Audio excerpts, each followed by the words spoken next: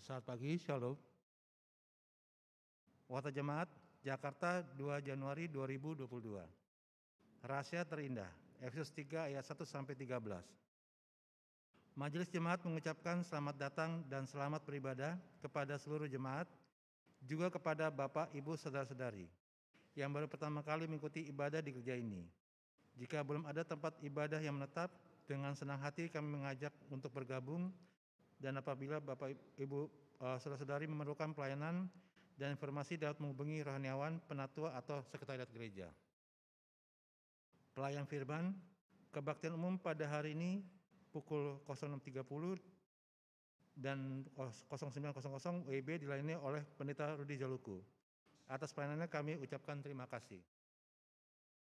Ibadah onsite.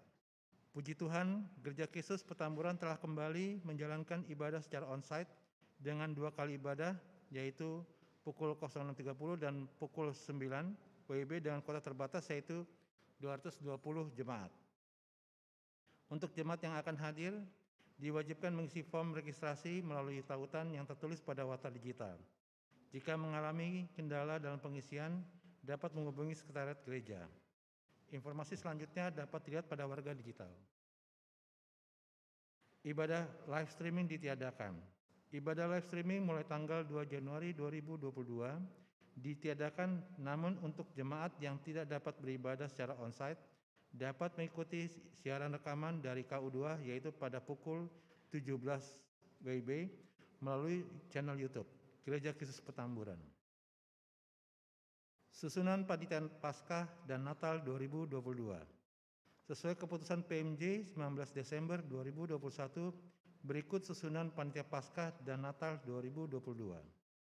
Rohaniawan pendamping, Penatua Kustoni, Penatua pendamping, Penatua Andreviani Glorianita, Penatua Jerry Martin. Ketua, Ibu Yulinda M. Bagariang. Sekretaris 1, Meila. Sekretaris 2, Saudari Yuniarti. Bendara 1, Saudari Melanie Francisca. Bendara 2, Saudari Priscilla Satriana Setiawan. Acara, Saudari Yohanita FD Van Loon, Saudari Maura WM Simanjuntak, Saudari Ruth Priscilla Angelina, Bapak Bimas Sasri. Perlengkapan dan dekorasi, Bapak Tia San Ek, Saudari Stella P. Bareta, Saudara Octavianus Bramanta. Konsumsi, Ibu Rutarina Angelina, Ibu Christine Soharli. Keamanan, Bapak Domingus Dima, Bapak Parulian Gunawan P.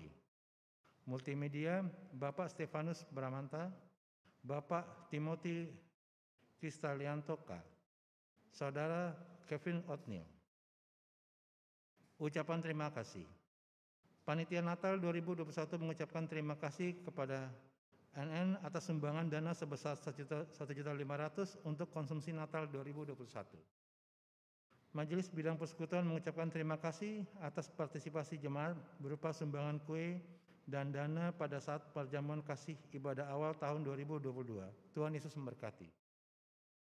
Gerakan membaca Alkitab Gema GK Petamburan. Gema 2021. Bagi jemaat yang sudah selesai membaca Alkitab sesuai Gema tahun 2021 diharapkan untuk memberitahukan kepada sekretariat untuk mendapatkan sertifikat. Batas waktu pemberitahuan kepada sekretariat adalah sampai dengan tanggal 16 Januari 2022. Gema 2022. Gema 2022 sudah tersedia dalam bentuk buku dan buku elektronik. Bagi jemaat yang memerlukan dapat menghubungi sekretariat. Pembagian kalender 2022. Kalender GKP telah dibagikan. Bagi jemaat yang belum mendapatkan dapat menghubungi sekretariat. Dengan ketentuan satu keluarga mendapatkan satu buah kalender. Atestasi keluar. Atas permohonan Bapak Atmaja Putra Manihuruk, NUA 2186, Ibu Rina Eva Carolina, NUA 2217, Majelis telah menyetujui dan telah memberikan surat atestasi keluar untuk pindah keanggotaan ke Gereja Kristen Protestan Simalungun GKPS Pangambatan di Desa Pangambatan, Sumatera Utara. Ibadah wanita.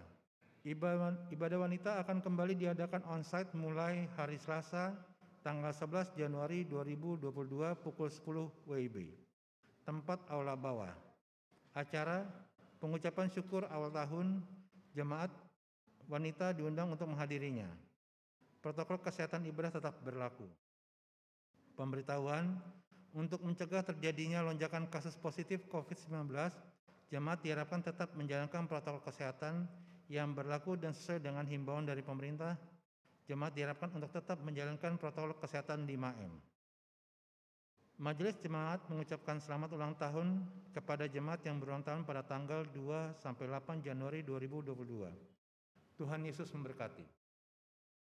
Sekian warta ini kami sampaikan. Seluruh rohaniawan, penatua, dan badan pengurus bagian-bagian mengucapkan terima kasih atas perhatian jemaat. Tuhan Yesus senantiasa menyertai dan memberkati pelayanan kita. Jemaat saya undang untuk bangkit berdiri. Pujian pembukaan Lafiran 3, 1-2, Tuhan Allah hadir.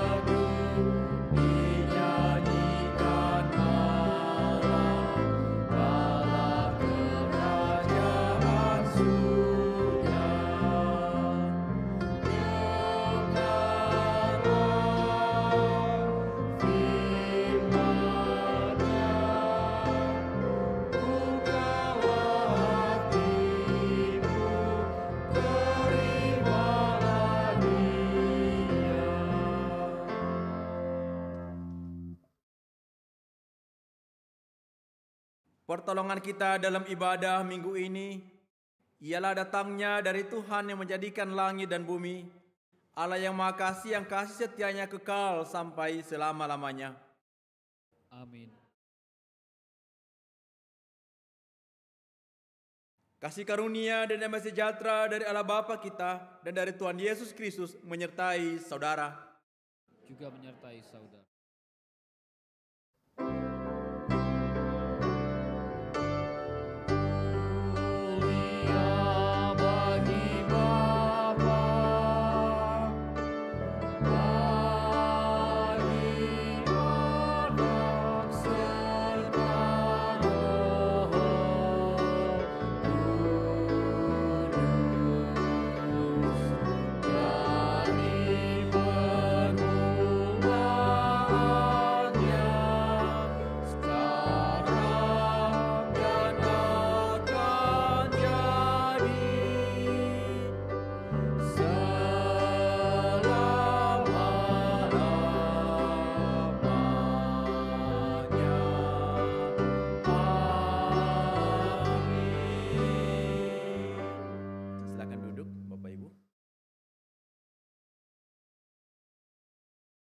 Bapak Ibu yang terkasih dalam Tuhan, firman Tuhan sebagai nas membimbing baik kita dalam ibadah pada hari ini terambil pada Yesaya 49 ayat 5-6. Maka sekarang firman Tuhan yang membentuk aku sejak dari kandungan untuk menjadi hambanya, untuk mengembalikan Yakub kepadanya, dan supaya Israel dikumpulkan kepadanya, maka aku dipermuliakan di mata Tuhan, dan Allahku menjadi kekuatanku. Firman-Nya, terlalu sedikit bagimu hanya menjadi hambaku, untuk menegakkan suku-suku Yakub dan untuk mengembalikan orang-orang Israel yang masih terpelihara. Tetapi aku akan membuat engkau menjadi terang bagi bangsa-bangsa, supaya keselamatan yang daripadaku sampai ke ujung bumi. Kita menyambut dengan pujian Yesus yang dihina.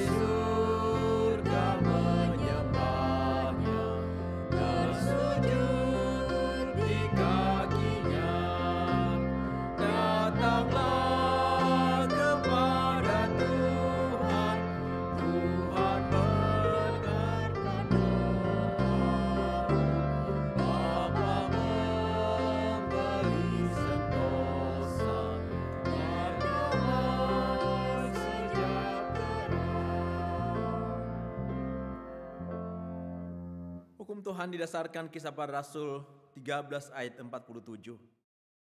Sebab inilah yang diperintahkan kepada kami, aku telah menentukan engkau menjadi terang bagi bangsa-bangsa yang tidak mengenal Allah, supaya engkau membawa keselamatan sampai ke ujung bumi. Mari Bapak Ibu, saat ini kita datang kepada Tuhan, mengakui segala kesalahan kita di depannya dan mohon belas kasihan Tuhan. Kita nyatakan penyesalan kita melalui pujian berserah kepada Yesus.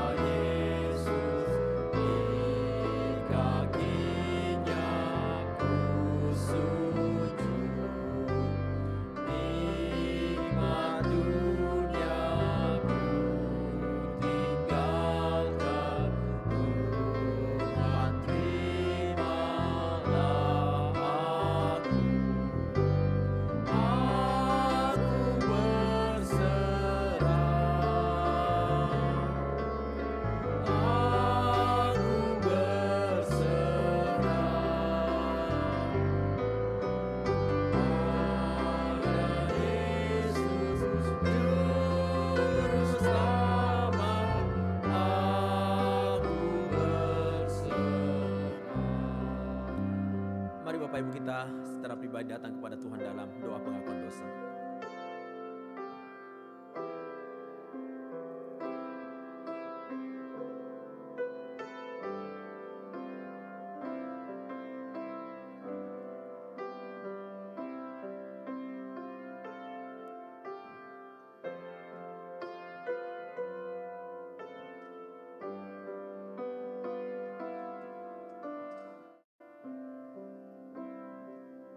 Bapa di surga, kerinduan kami yang terbesar adalah menyenangkan hati Tuhan, memuliakan Engkau.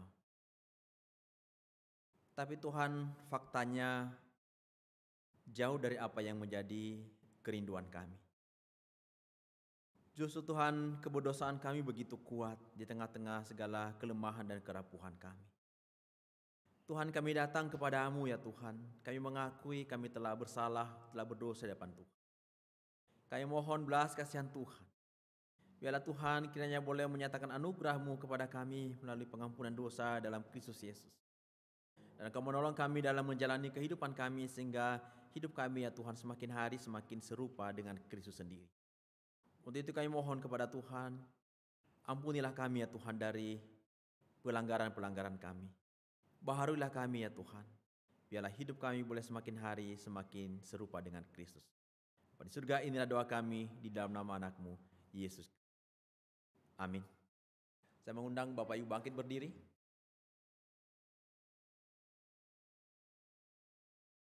Bapak Ibu sekalian, bagi setiap kita yang telah dengan sungguh-sungguh mengakui dosa di depan Tuhan, maka sekarang dengarkanlah berita anugerah.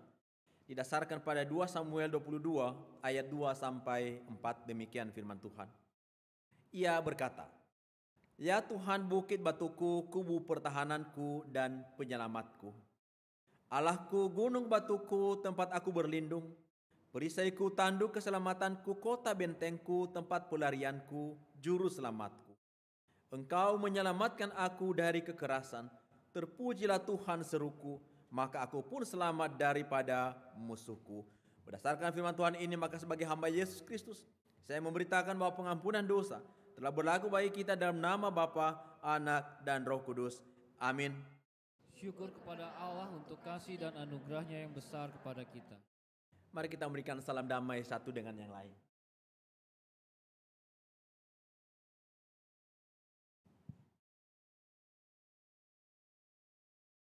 Mari Bapak Ibu kita menyatakan syukur kepada Tuhan karena anugerahnya yang melimpah dalam hidup kita melalui pujian, ada pujian di hatiku.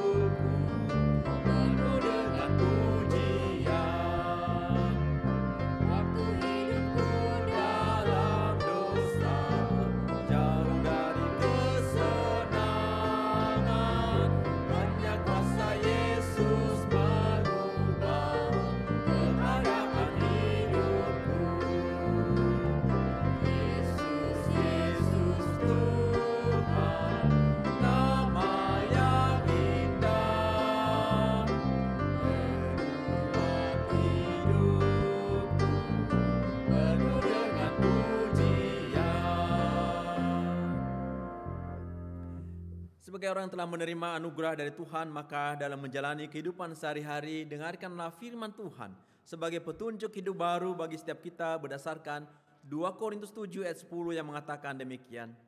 Sebab duka cita menurut kehendak Allah menghasilkan pertobatan yang membawa keselamatan dan tidak akan disesalkan. Tetapi duka cita yang dari dunia ini menghasilkan kematian. Inilah petunjuk hidup baru bagi kita sekalian. Firman-Mu adalah pelita bagi kaki kami dan terang bagi jalan. Silakan duduk Bapak Ibu.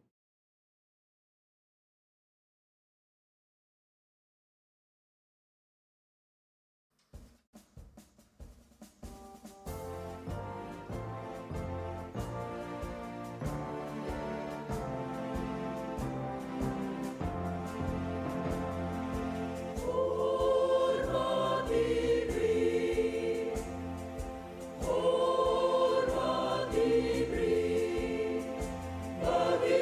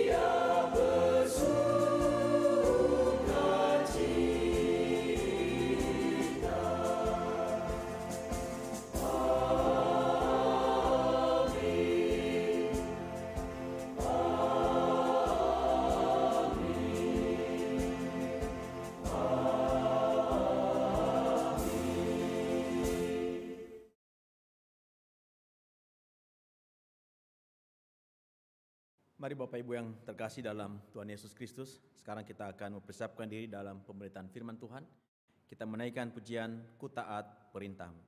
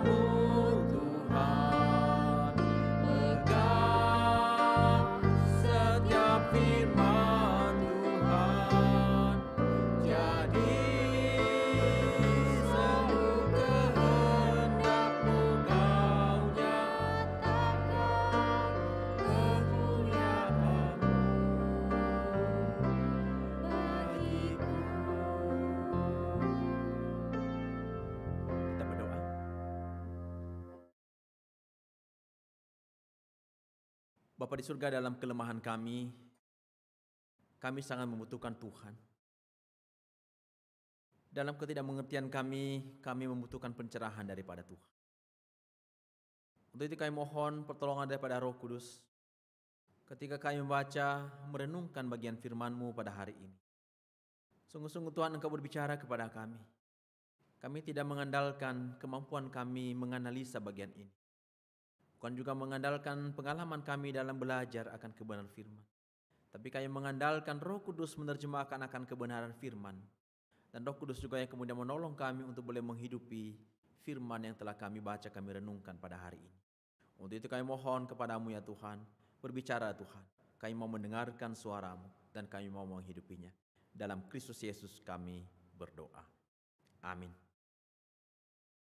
Bapak Ibu yang terkasih dalam Tuhan Yesus Kristus, firman Tuhan pada hari ini dasarkan pada Efesus 3 ayat 1 sampai ayat 13. Efesus 3 ayat 1 sampai 13. Saya akan bacakan bagian ini, silakan Bapak Ibu Saudara mengikuti dalam hati. Demikian firman Tuhan. Itulah sebabnya aku ini Paulus, orang yang dipenjarakan karena Kristus Yesus, untuk kamu orang-orang yang tidak mengenal Allah. Memang kamu telah mendengar tentang tugas penyelenggaraan kasih karunia Allah yang dipercayakan kepada aku karena kamu, yaitu bagaimana rahasianya dinyatakan kepadaku dengan wahyu, seperti yang telah kutulis di atas dengan singkat. Apabila kamu membacanya, kamu dapat mengetahui daripadanya pengertian ku akan rahasia Kristus, yang pada zaman angkatan-angkatan dahulu tidak diberitakan kepada anak-anak manusia, tetapi yang sekarang dinyatakan di dalam Roh kepada rasul-rasul dan nabi-nabinya yang kudus, yaitu bahwa orang-orang bukan Yahudi karena berita Injil turut menjadi ahli-ahli waris dan anggota-anggota tubuh dan peserta dalam janji yang diberikan dalam Kristus Yesus. Dari Injil itu aku telah menjadi pelayannya menurut pemberian kasih karunia Allah yang dianugerahkan kepada aku sesuai dengan pengerjaan kuasanya. Kepada aku yang paling hina di antara segala orang kudus telah dianugerahkan kasih karunia ini, untuk memberitakan kepada orang-orang bukan Yahudi kekayaan Kristus yang tidak terduga itu, dan untuk menyatakan apa isinya tugas penyelenggaraan rahasia yang telah berabad-abad tersembunyi dalam Allah yang menciptakan segala sesuatu. Supaya sekarang oleh jemaat diberitahukan pelbagai ragam hikmat Allah kepada pemerintah-pemerintah dan penguasa-penguasa di sorga, sesuai dengan maksud abadi yang telah dilaksanakannya dalam Kristus Yesus Tuhan kita. Di dalam Dia kita beroleh keberanian dan jalan masuk kepada Allah dengan penuh kepercayaan oleh iman kita kepadanya. Sebab itu aku minta kepadamu supaya kamu jangan tawar hati melihat kesesakanku karena kesesakanku itu adalah kemuliaanmu. Demikianlah firman Tuhan. Berbahagialah setiap orang yang mendengarkan firman Allah dan yang memeliharanya dengan setia dalam kehidupannya. Haleluya.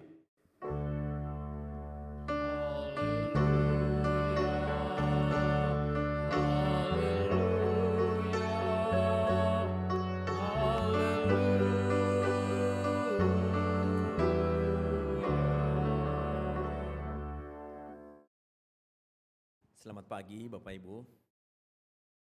Salam. Apa kabar hari ini Bapak Ibu? Kita masuk di minggu pertama tahun 2022.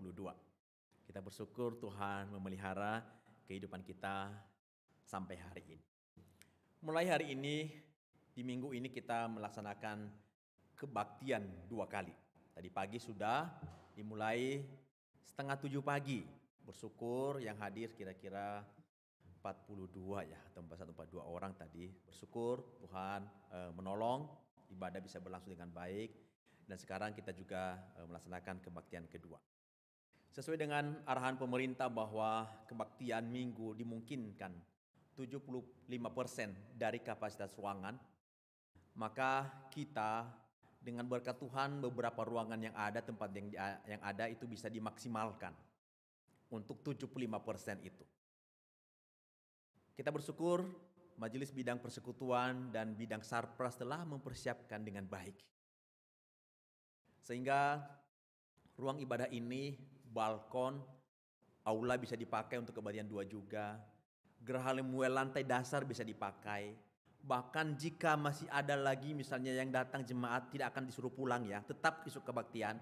Masih ada lantai 3 di Geraha Lemuel yang biasa dipakai oleh kebaktian remaja, itu sekarang kosong. Bisa dipakai untuk kebaktian 1 dan 2 kalau jemaat. Kalau misalnya masih ada lagi, saya pikir jemaat tetap bertanggung jawab menyediakan tempat.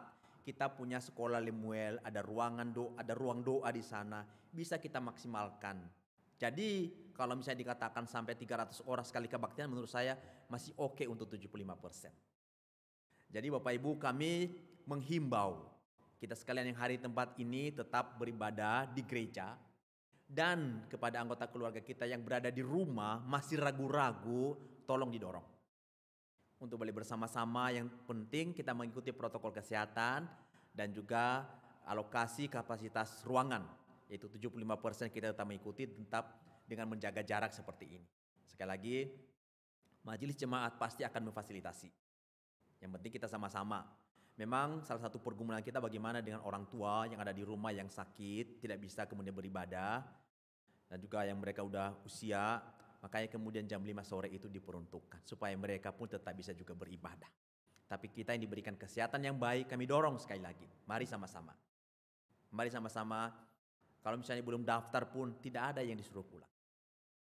Pasti kita bertanggung jawab memfasilitasi, menyediakan tempat untuk bisa beribadah bersama-sama. Setuju ya Bapak Ibu ya? Kita bisa beribadah setiap hari Minggu 2 kali di tempat ini. Baik, tema khotbah pada hari ini adalah rahasia terindah. Bapak Ibu, saya pikir setiap orang itu punya rahasia. Betul enggak ya? Ada ya? Ada rahasia. Orang tua punya rahasia tersendiri, anak remaja punya rahasia tersendiri, bahkan anak-anak sekolah minggu pun punya rahasia tersendiri. Nah, rahasia itu biasanya agak susah diungkapkan dan juga mungkin susah juga untuk diceritakan. Contoh misalnya, kalau ibu-ibu punya rahasia dapur. Bapak Ibu, kalau misalnya ibu-ibu masak dengan takaran yang sama, jumlah yang sama dalam banyak hal, orang yang satu dengan yang lain masak, kira-kira hasilnya sama enggak? Rasanya sama enggak?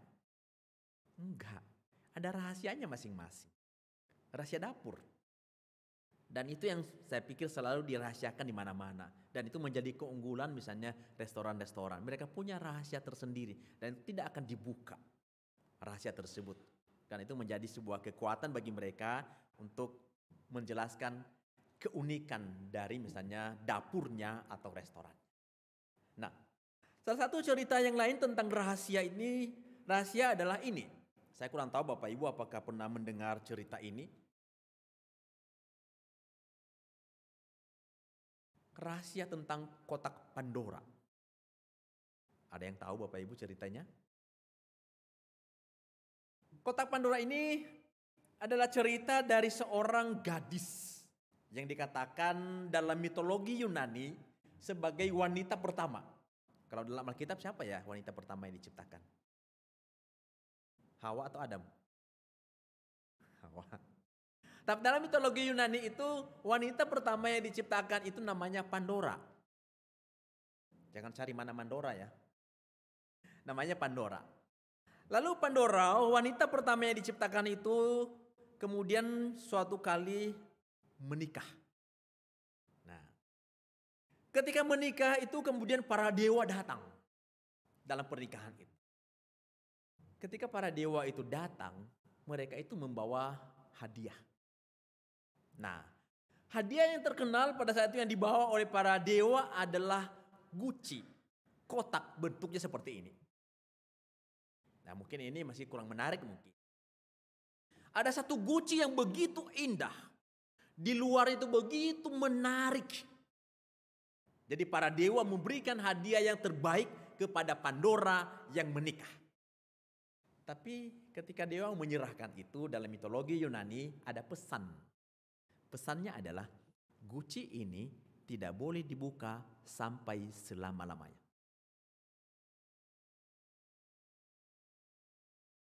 Kalau tidak boleh dibuka berarti ada rahasia dong di dalamnya.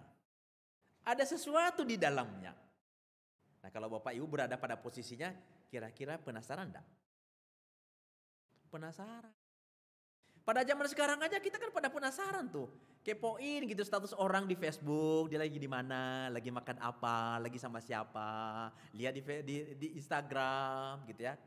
Senang kan lihat status-status orang lain, dia foto sama siapa gitu ya. Nah, itu bukan hanya zaman sekarang, dulu pun begitu. Karena pada dasarnya manusia itu Bapak Ibu tidak bisa hidup dalam ketidaktahuan, selalu pengen tahu. Dan manusia itu Bapak Ibu tidak bisa hidup dalam misteri, selalu ingin memecahkan apa yang menjadi misteri. Padahal dalam mitologi Yunani, dewa sudah pesankan, Pandora, kotak ini tidak boleh dibuka sampai kapanpun. Akhirnya Bapak Ibu dalam keingintahuannya memutuskan membuka guci itu. Bapak Ibu sekalian ketika ia membuka guci itu, lalu kemudian mulai keluar. Apa yang keluar? Segala bentuk kejahatan. Segala penderitaan, sakit penyakit keluar dari guci itu. Lalu kemudian menyebar ke seluruh dunia, menimbulkan aroma yang menyesakkan dan menyeramkan. Lalu mulai orang-orang ada kemudian kena sakit penyakit. Mulai diperhadapkan dengan kesulitan-kesulitan. Karena sudah terlanjur dibuka, ya mungkin ini menjadi tekanan tersendiri bagi Pandora. Lalu kemudian ia memutuskan untuk menutup kembali. Ketika ia kemudian hendak menutup kembali guci itu, ia hendak menutup dan ia melihat ke dalam masih ada satu yang tersisa, yang belum keluar. Satu yang tersisa itu dia lihat ada harapan dalam guci itu. Sekali lagi segala penyakit, penderitaan, kesulitan hidup sudah keluar dan telah menjangkiti manusia di muka bumi. Satu yang belum keluar, harapan. Kita boleh menangkap satu pesan melalui mitologi Yunani ini. Di tengah-tengah berbagai kesulitan hidup, di tengah-tengah berbagai kesulitan, menurut mereka masih ada harapan. Itu yang mereka ajarkan. Nah, saya pikir jauh lebih sebelumnya sebenarnya Allah telah mengajarkan itu ada harapan di dalam. Jadi sekali lagi saya mau tekankan pada bagian ini, itulah manusia ketika manusia itu, baik juga dalam mitologi Yunani, tidak bisa hidup di dalam misteri, dalam ketidaktahuan, selalu pengen cari tahu, mencoba segala macam cara untuk boleh membuka. Pada hari ini kita mendapatkan satu rahasia. Tapi rahasia ini bukan dibuka oleh manusia. Bukan karena kepintaran manusia, bukan karena kemudian kehebatan manusia. Tapi rahasia ini dibuka oleh Allah. Ketika Allah kemudian memberikan wahyunya, ya, memberikan ilhamnya, memberikan kemampuan kepada Paulus pada bagian ini untuk mengetahui apa yang menjadi kehendak Tuhan. Pada zaman dahulu, Bapak Ibu sekalian, orang-orang Yahudi, orang-orang Israel itu melihat atau menganggap diri mereka sebagai umat pilihan. Umat yang jauh lebih penting daripada bangsa-bangsa lain. Bahkan dapat dikatakan mereka adalah warga kerajaan surga nomor 1. Nah, pemahaman mereka ini Bapak Ibu adalah landasannya. Landasannya secara khusus misalnya saya kutip dalam Ulangan 7. Ulangan 7 ayat 6 mengatakan, sebab engkaulah umat yang kudus bagi Tuhan Allahmu, engkaulah yang dipilih oleh Tuhan Allahmu dari segala bangsa di atas muka bumi untuk menjadi umat kesayangannya. Jadi ini yang dipahami oleh orang-orang Yahudi, orang-orang Israel, bahwa mereka adalah umat yang dikhususkan oleh Allah, umat pilihan Allah. Mereka disebut sebagai umat yang kudus, sementara bangsa-bangsa lain adalah bangsa-bangsa yang hidup dalam penyembahan berhala. Mereka bangsa-bangsa yang di luar Tuhan. Mereka orang Israel adalah umat yang dikhususkan dibandingkan dengan bangsa manapun. Lalu dilanjutkan pada ayat berikutnya. Di sana dikatakan bahwa tetapi karena Tuhan mengasihi kamu dan memegang sumpahnya yang telah diikrarkannya kepada nenek moyangmu. Nah, kalau kita hubungkan pada bagian dari ayat 6 sampai ayat 8, kita lihat bahwa pengukuhan mereka sebagai umat pilihan Allah itu didasarkan dari Allah loh. Didasarkan pada inisiatif Allah, ada keinginan dari Allah sendiri untuk mau mengikatkan diri kepada umat, yaitu melalui sumpah. Kalau manusia itu bersumpah, bisa ingkar janji enggak? Bisa ya. Kalau suami istri ingkar janji ya? Enggak boleh ya. Harus setia sampai mati. Hanya maut yang memisahkan. Itu janjiku di hadapan Allah dan di hadapan manusia, di hadapan umatnya. Pada bagian ini, bukan manusia yang kemudian mengikatkan diri. Bukan manusia yang berinisiatif kemudian dia berjanji atau bersumpah, bukan. Tapi dimulai dari Allah. Tetapi karena Tuhan mengasihi kamu dan memegang sumpahnya. Jadi Allah telah bersumpah, Allah telah berjanji untuk kemudian menempatkan orang Israel sebagai umat kesayangannya. Jadi wajar kan? Kalau orang Israel merasa bahwa mereka adalah umat pilihan Allah. Sumpah itu dinyatakan Allah kepada nenek moyang mereka, yaitu Abraham dalam Kejadian 17. Dalam Keluaran 17 ayat 7. Yang mengatakan begini. Aku akan mengadakan perjanjian antara aku dan engkau serta keturunanmu turun-temurun. Menjadi perjanjian yang kekal. Supaya aku menjadi Allahmu dan Allah keturunanmu. Jadi kalau kita lihat pada bagian ini Allah yang kemudian mengikatkan diri, memulai perjanjian itu. Yang menempatkan orang Israel itu menjadi umat kesayangannya. Perjanjian yang dibuat oleh Allah, sumpah yang dibuat oleh Allah, nilainya atau sifatnya kekal. Karena kekal maka sumpah ini tidak dapat dikoreksi. Allah merencanakan perjanjian yang kekal ini dalam kemahatauannya yang merencanakan dari kekekalan berlaku sampai kekal. Namanya juga Allah. Tidak pernah kemudian Allah itu salah ketika ia kemudian berjanji atau ia bersumpah. Cuman masalahnya orang Israel itu atau orang Yahudi itu tidak terlalu menangkap pesan ini. Mereka hanya kemudian menempatkan diri mereka, oh kami ini punya status yang istimewa dibandingkan dengan bangsa-bangsa lain. Padahal sebenarnya kalau mengacu kepada bagian yang lain. Saya mengutip misalnya dalam Kejadian 12. Di sana jelas sekali ketika Allah menempatkan orang Israel, orang Yahudi sebagai umat pilihan Allah, tujuannya apa? Supaya mereka menjadi berkat bagi bangsa lain. Jadi berkat itu kemudian dialirkan. Israel menjadi saluran untuk membawa berkat dari Allah itu diberikan kepada bangsa-bangsa lain yang belum mengenal Allah, yang masih menyembah patung, menyembah berhala, supaya mereka pun mengenal Allah Yahweh. Jadi sekali lagi itu yang menjadi tujuan dari pemilihan itu. Ketika mereka kemudian menjadi berkat bagi bangsa-bangsa lain yang hidup dalam dosa, dalam penyembahan berhala, disitulah mereka menjadi pelita. Supaya bangsa-bangsa lain yang belum mengenal Kristus jadi mengenal. Yang tadinya bangsa-bangsa itu masih menyembah kepada berhala, supaya kemudian mereka menyembah kepada Allah Yahweh. Jadi ini cara Tuhan. Allah telah mendesain seperti itu, tapi difahami lain oleh orang Israel atau orang Yahudi. Apalagi mereka secara umum punya konsep begini.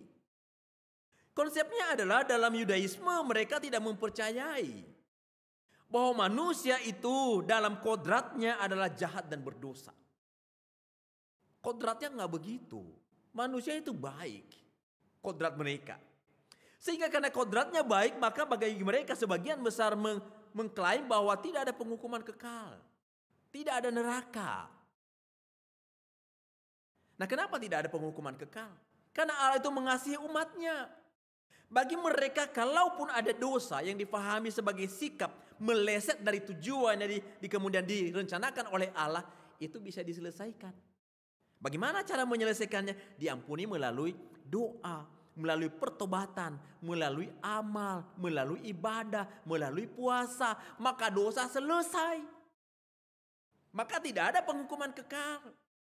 Tidak ada neraka. Karena sekali lagi segala pelanggaran itu diselesaikan. Penyelesaian ini sekali lagi bukan tanpa alasan. Bahkan alasannya sangat kuat. Alasan mereka dikutip dari Imamat 17 ayat 11 soal pengampunan ini. Firman Tuhan mengatakan begini. Karena nyawa makhluk ada di dalam darahnya, dan aku telah memberikan darah itu kepadamu di atas mezbah untuk mengadakan pendamaian bagi nyawamu, karena darah mengadakan pendamaian dengan perantaraan nyawa. Jadi mereka memegang ini, bahwa siapapun, segala dosa, segala kesalahan, pelanggaran apapun bisa diselesaikan melalui pendamaian. Pada saat itu setahun sekali imam besar masuk ke dalam ruang maha suci. Itu dilaksanakan pada hari raya pendamaian yang dikenal dengan Yom Kippur.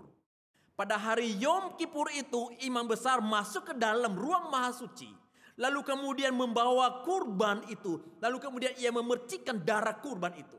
Sehingga ketika ia memercikkan darah kurban itu, maka pada saat itu segala dosa, segala pelanggaran selesai. Sehingga sekali lagi tidak ada penghukuman. Bisa diselesaikan. Dan ini hanya terjadi kepada siapa? Orang Israel. Orang Yahudi. Bangsa lain tidak mengenal ini. Dikhususkan untuk mereka.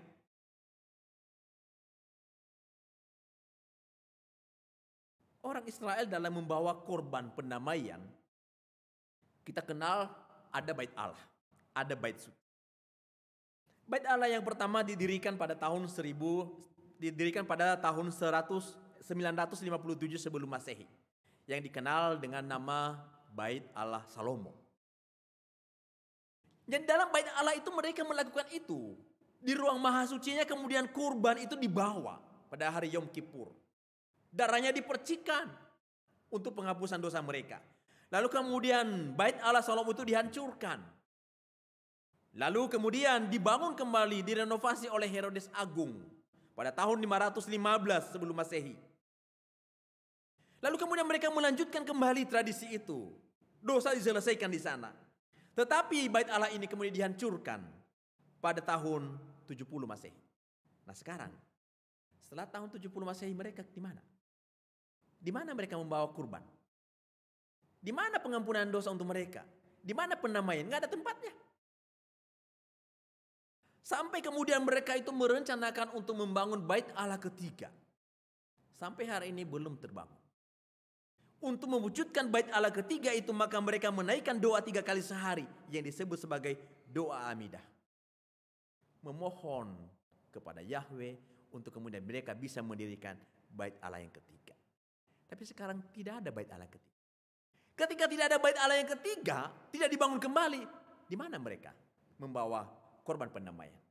Di mana ruang maha suci? Tidak ada. Nah dalam kondisi seperti itu, kondisi tanpa bait suci, tanpa bait Allah, Yesus tampil. Yesus berkata dalam Yohanes 14 ayat 6, Akulah jalan dan kebenaran dan hidup, tidak ada seorang pun yang datang kepada Bapa kalau tidak melalui aku. Yesus membawa yang hendak menegaskan bahwa pengampunan dosa, pendamaian itu bukan ketika darah binatang itu dipercikan di ruang maha suci. Yang itu hanya dikhususkan bagi orang-orang Yahudi. Tetapi keselamatan didapatkan oleh segala bangsa. Bukan hanya orang Yahudi. Tapi bangsa manapun yang percaya kepada Yesus Kristus mendapatkan kepastian keselamatan. Kemudian Yesus menegaskan. Kemudian firman Tuhan menegaskan dalam Kisah Para Rasul 4 ayat 12 mengatakan.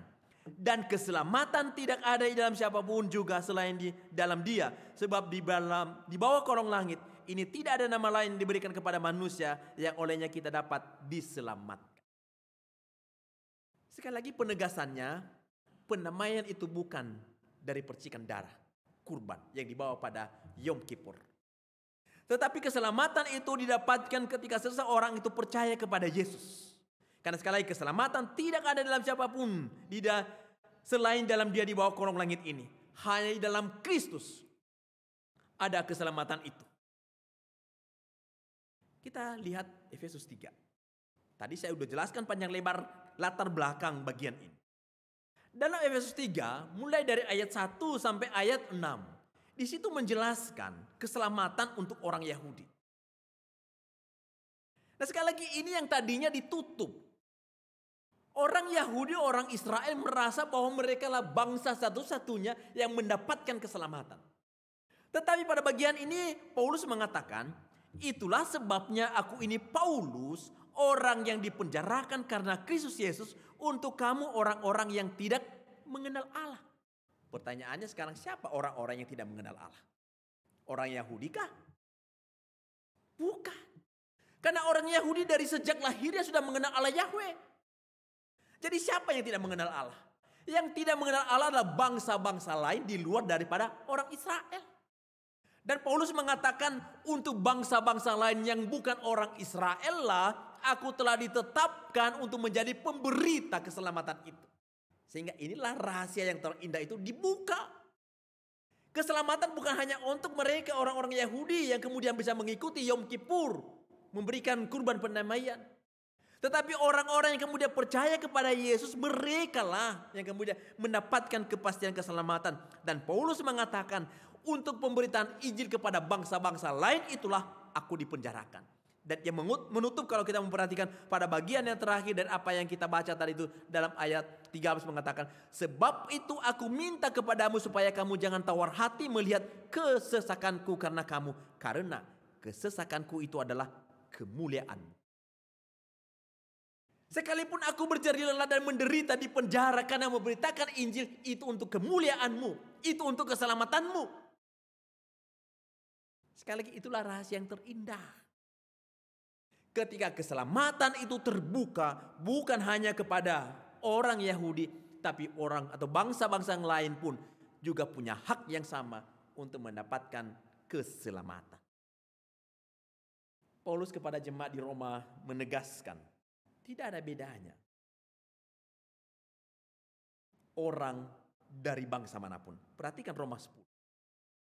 Roma 10 ayat 12 sampai 13 mengatakan, sebab tidak ada perbedaan antara orang Yahudi dan orang Yunani. Karena Allah yang satu itu adalah Tuhan bagi semua orang, kaya bagi semua orang yang berseru kepadanya, sebab barang siapa yang berseru kepada nama Tuhan akan diselamatkan. Jadi sekali lagi tidak ada perbedaan, bukan hanya orang Yahudi yang menjadi kelas satu warga kerajaan surga. Tapi Paulus mengatakan bahwa semua orang yang berseru dalam nama Tuhan itu diselamatkan. Tidak mengenal batasan bangsa apapun.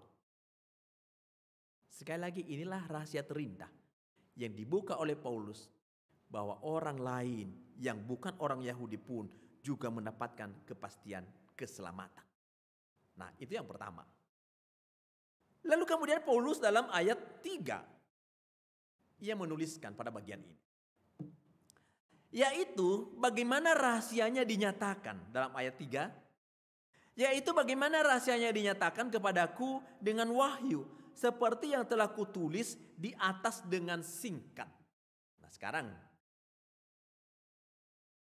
Ia mengatakan rahasianya dinyatakan kepadaku dengan wahyu. Sekali lagi bukan karena kepintarannya. Seperti yang telah kutulis di atas dengan singkat. Itu artinya apa? Berarti ia sudah menulis sebelum pasal 3 ini.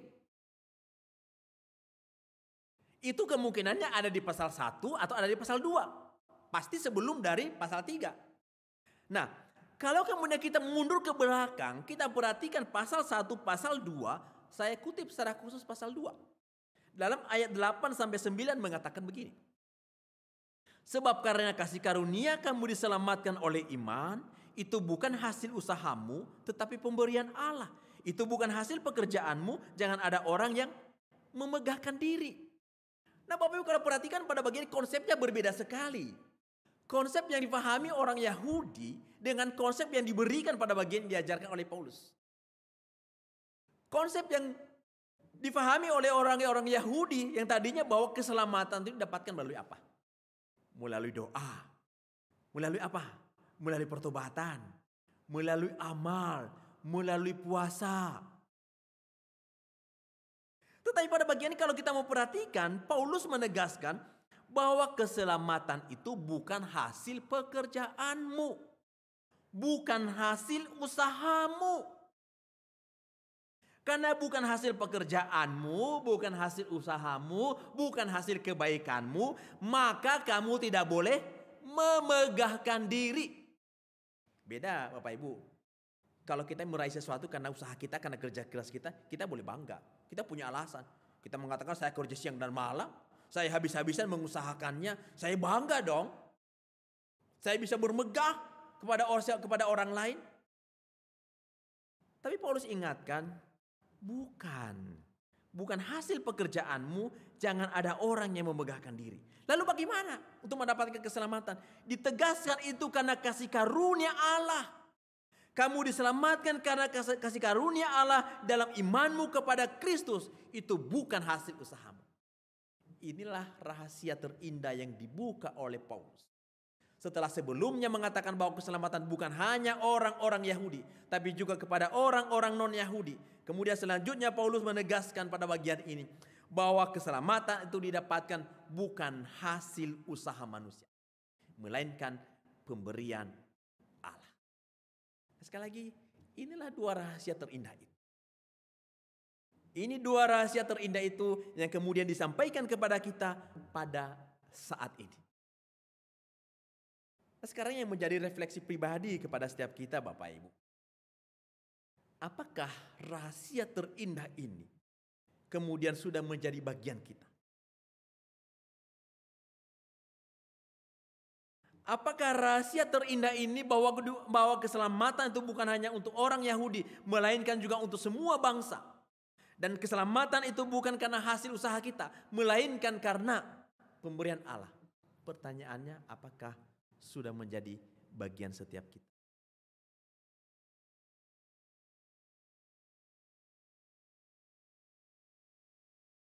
Memulai tahun ini, saya pikir kita harus memastikan akan hal ini. Membaharui kembali akan kepastian keyakinan kita akan keselamatan dalam Kristus.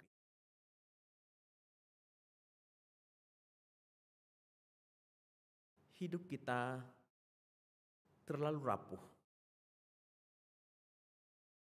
terlalu lemah. Tapi kita punya satu kepastian, pengharapan, bahwa sekalipun kita bukan orang Yahudi, tapi karena kita beriman kepada Tuhan, maka ada kepastian keselamatan di dalam Kristus bagi setiap. Lalu kemudian yang menjadi refleksi bagi kita adalah kita punya tanggung jawab. Kalau kita sudah kemudian menerima rahasia terindah itu, maka tanggung jawab kita memberitakan rahasia terindah itu kepada mereka yang belum mengenal Kristus. Saya pikir Bapak Ibu mungkin di antara kita ada yang dulunya bukan latar belakang Kristen. Maksudnya bukan yang lahir dari keluarga Kristen. Tapi bisa percaya kepada Kristus. Nah, itu bagaimana caranya? Itu pasti ada satu peristiwa yang Tuhan pakai untuk kemudian memperkenalkan keselamatan dalam Kristus itu. Sehingga kemudian kita memutuskan dalam pertolongan daripada Roh Kudus untuk menerima Yesus sebagai Tuhan dan Juru Selamat. Itu sangat mungkin juga terjadi karena ada orang lain yang Tuhan pakai menjadi saluran berkat untuk menceritakan tentang Yesus itu. Nah, kalau kita sudah mendapatkan berita itu, maka sekarang di sekeliling kita banyak loh orang yang belum percaya kepada Kristus. Maka itu menjadi tanggung jawab kita untuk boleh membawa rahasia terindah ini, keselamatan dalam Kristus ini. Di luar sana orang-orangnya dalam tanda kutip hampir sama dengan orang Yahudi. Kenapa saya katakan hampir sama dengan orang Yahudi? Karena mereka punya konsep keselamatan itu diraih melalui usaha. Keselamatan itu diraih melalui perbuatan baik, melalui amal, melalui ibadah, melalui puasa, melalui sedekah. Tapi dalam iman Kristus mengatakan enggak begitu. Keselamatan bukan didapatkan melalui perbuatan baik, amal, sedekah, ibadah, puasa. Bukan. Keselamatan didapatkan dalam iman kepada Kristus. Lalu kalau gitu gak boleh berbuat baik dong. Untuk apa? Kan udah pasti selamat. Ya udah, gak usah lagi buat baik, gak perlu puasa, gak perlu ibadah. Hari Minggu tidur-tiduran aja di rumah. Kan sudah Kristen. Buktinya apa? Nih ada nih bukti. Waktu saya dibaptis waktu kecil, saya Kristen loh dalam nama Bapa, Anak dan Roh Kudus. Kurang apa lagi? Saya sudah disidi loh dalam nama Bapa, Anak dan Roh Kudus. Kurang apa lagi? Ya udah diam-diam aja. Enggak. Sebagai orang yang telah mendapatkan kepastian keselamatan dalam Kristus, punya tanggung jawab untuk melahirkan buah dari pertobatan itu. Buah dari kepastian keselamatan itu. Lalu apa? Perbuatan baik, ibadah, puasa bila perlu kalau ada hal-hal tertentu. Boleh bersedekah kepada orang lain, menolong orang lain. Tetapi tujuannya apa? Bukan untuk mendapatkan keselamatan. Tujuannya adalah untuk mengeluarkan buah yang baik. Hasil dari status kita. Bahwa kita telah menerima rahasia terindah itu. Menjalani kehidupan tahun 2022. Biarlah kiranya kita sekalian semakin hari semakin berbuah. Semakin banyak orang yang kemudian mengenal Kristus melalui kehidupan setiap kita. Amin. Kita berdoa. Bapa di surga, kami bersyukur. Kami memang bukan orang Yahudi. Kami dikenal sebagai mungkin bangsa yang tidak mengenal Allah. Tapi kami bersyukur ya Tuhan. Engkau telah menjadikan para pemimpin-pemimpin sebelumnya yang terdahulu untuk boleh membawa kabar baik sehingga kami boleh mengenal Yesus Kristus sebagai Tuhan dan Juru Selamat. Sehingga kabar keselamatan itu menjadi iman dan kami boleh mendapatkan kepastian bahwa kami mendapatkan atau menerima hidup yang kekal. Tolong kami Tuhan untuk juga melanjutkan apa yang telah kami terima ini. Supaya orang-orang di sekeliling kami yang belum mengenal Engkau, mereka juga bisa mengenal Kristus. Kami yakin Tuhan dalam pertolongan Tuhan, kami hanya alat kecil, tapi Roh Kudus akan bekerja dalam hati mereka untuk kemudian menerjemahkan apa yang kami ceritakan dalam bahasa yang sederhana, apa yang kami contohkan melalui kehidupan yang sederhana. Engkau akan terjemahkan dalam kehidupan mereka, sehingga kemudian boleh menuntun mereka berjumpa dengan Kristus, mengalami Kristus, dan menerima Engkau sebagai Tuhan dan Juru Selamat. Sekali lagi tolonglah kami Tuhan di tengah-tengah kesederhanaan kami. Inilah doa kami Tuhan di dalam nama anak-Mu, Yesus Kristus. Amin.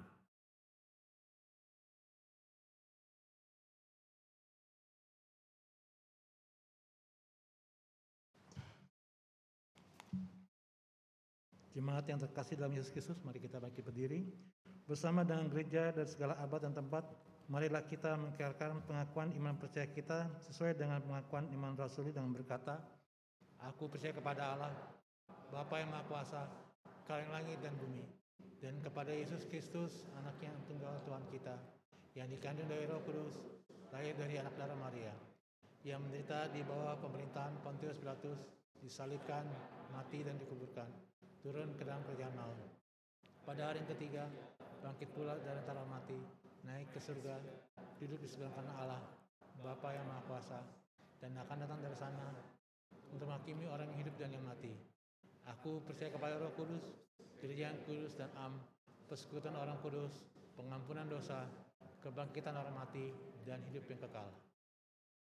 Jemaat silakan duduk kembali.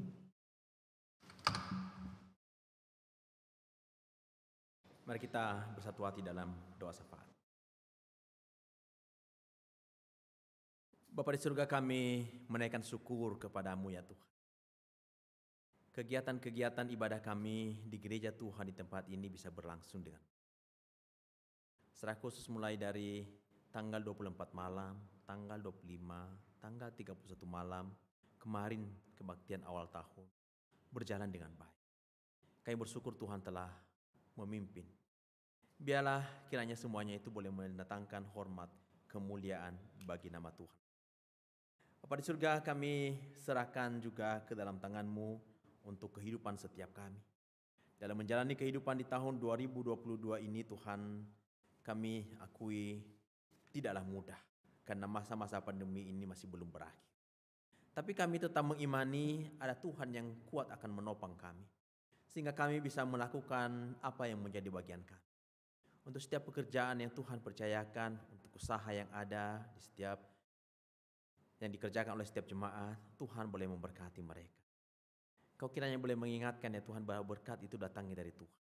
Kami diberikan tanggung jawab untuk boleh mengusahakannya semaksimal mungkin sesuai dengan kehendak Tuhan. Biarlah kami boleh bergantung penuh. Kami mengimani Tuhan bahwa Tuhan tidak akan membiarkan anak-anak-Mu yang menaruh pengharapan kepada-Mu. Bapa di surga, kami serahkan ke dalam tangan Tuhan untuk setiap jemaat. Mereka yang saat ini sedang mengalami kelemahan tubuh karena sakit. Kami berdoa untuk Ibu Komaria Latumenten, Ibu Honianti, Ibu Amitoha, Bapak Suwanto, Bapak Nevo.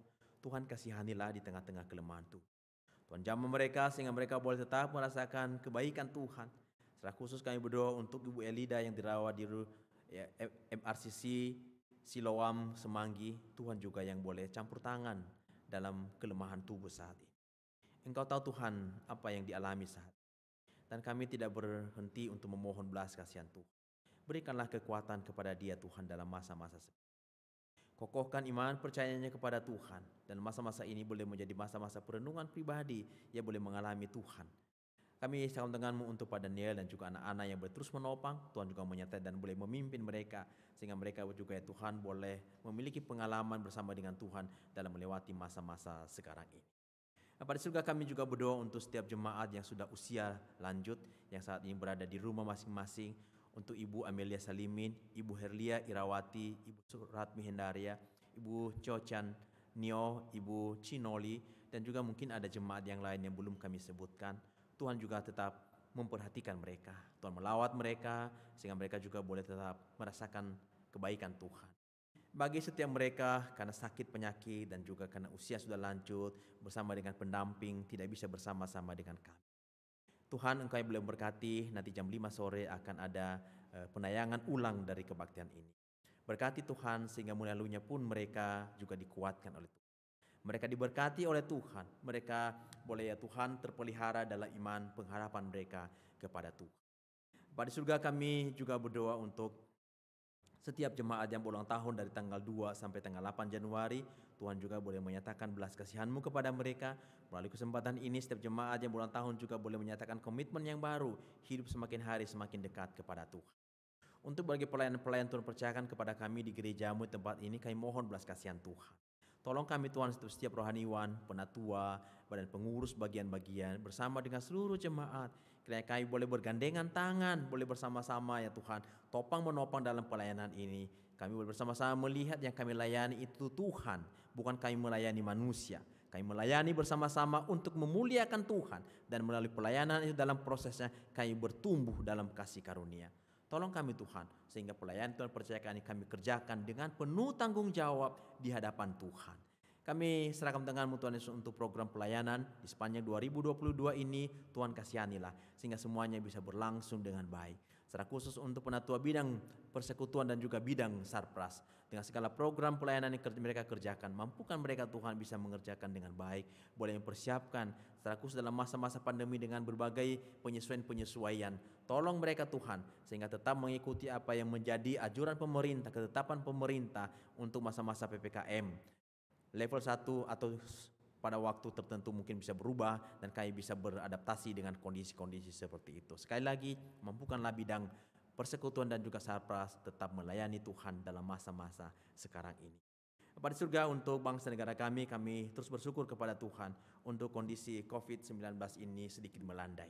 Tuhan yang boleh menolong, boleh memimpin, berikan hikmat, keputusan kepada para pemimpin kami sehingga mereka boleh mengambil kebijakan-kebijakan penting dan strategis untuk boleh membawa bangsa ini ke arah yang lebih baik sehingga terjadi pemulihan kesehatan dan juga pemulihan ekonomi di tengah-tengah bangsa ini. Sekalipun memang kami menakutkan dengan virus varian Omikron, tapi kami percaya Tuhan dengan cara-cara yang dilakukan oleh pemerintah, serakus dari warga yang datang dari luar negeri masuk ke Indonesia dengan tindakan-tindakan untuk karantina, kami yakin itu menjadi cara yang baik, yang efektif untuk menghambat penyebaran ini. Tolong Tuhan untuk masyarakat bisa bekerja sama untuk kemudian melakukan, menaati apa yang menjadi kebijakan pemerintah dan secara khusus ya Tuhan dalam protokol kesehatan yang diterapkan oleh pemerintah yang berlaku di seluruh bagian masyarakat Indonesia.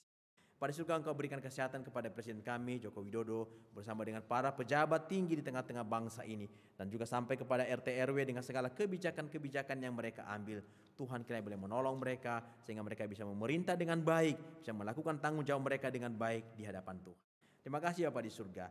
Inilah doa kami Tuhan. Kami naikkan dalam nama anak Yesus Kristus yang sudah mengajarkan kami berdoa demikian.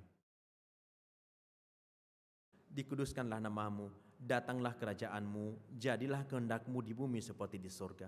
Berikanlah kami pada hari ini makanan kami yang secukupnya, dan ampunilah kami akan kesalahan kami, seperti kami juga mengampuni orang yang bersalah kepada kami. Dan janganlah membawa kami ke dalam pencobaan, tapi lepaskanlah kami daripada yang jahat. Karena Engkaulah yang bawa dan kuasa dan kemuliaan. Amin.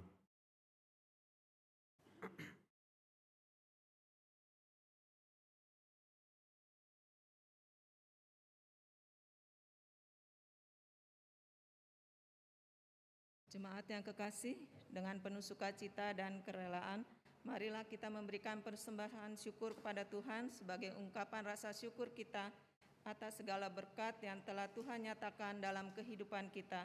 Dengan mengingat firman Tuhan dalam Mazmur 50 ayat 23, siapa yang mempersembahkan syukur sebagai korban, ia memuliakan aku. Siapa yang jujur jalannya, keselamatan yang dari Allah akan kuperlihatkan kepadanya. Bapak Ibu, seperti biasa kita akan memberikan persembahan di depan sini, dimulai dari sebelah kanan saya, lalu di sebelah kiri lewat belakang dan kembali ke. Kami akan mengiringi persembahan ini dari Nafiri Rohani 242 ayat pertama dan seterusnya, kuserahkan padamu.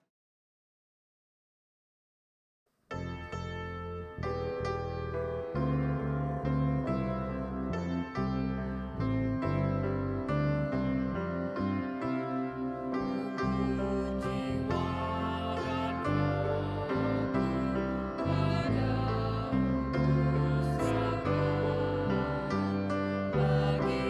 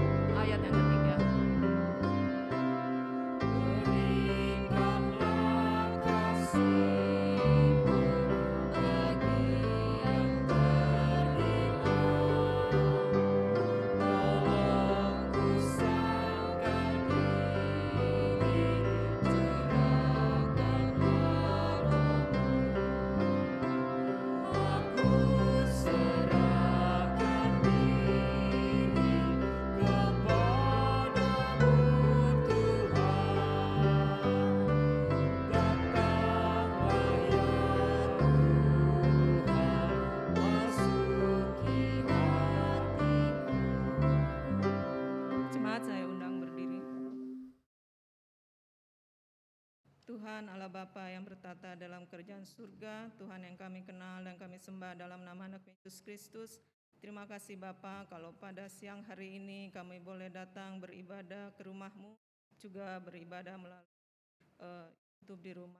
Tuhan, biarlah apa yang kami bawa pada kesempatan ini sebagai persembahan kami, ungkapan rasa syukur kami atas pimpinan dan penyertaan-Mu, boleh Engkau terima dan kami mau membawanya dengan segala kerendahan hati kami. Kami mohon Tuhan mau memberkati. Terima kasih Bapa, kami mau serahkan persembahan ini hanya di dalam nama anak Yesus Kristus, Tuhan dan Juru Selamat kami yang jemaat tetap berdiri.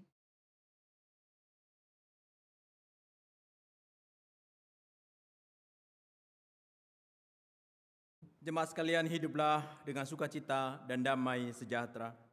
Kami hidup dengan sukacita dan damai sejahtera Tuhan. Arahkanlah hatimu senantiasa kepada Tuhan. Kami mengarahkan hati kami senantiasa kepada Tuhan, Gembala kami yang baik. Jadilah saksi Tuhan yang setia. Kami siap menjadi saksi-saksi. Kita menaikkan pujian pengutusan We Are the Church.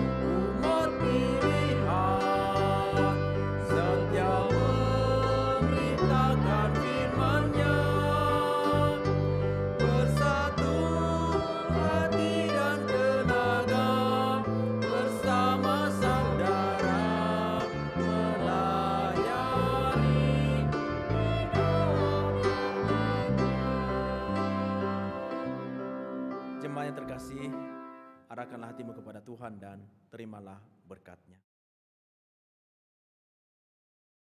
Tuhan memberkati engkau dan melindungi engkau.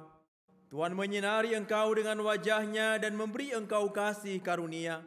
Tuhan menghadapkan wajah-Nya kepadamu dan memberi engkau damai sejahtera. Amin.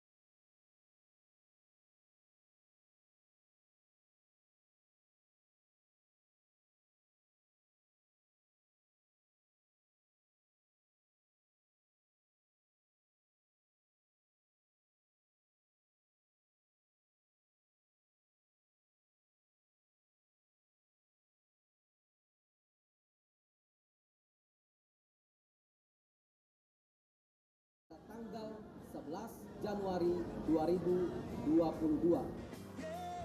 Jangan lupa Selasa 11 Januari 2022 jam 10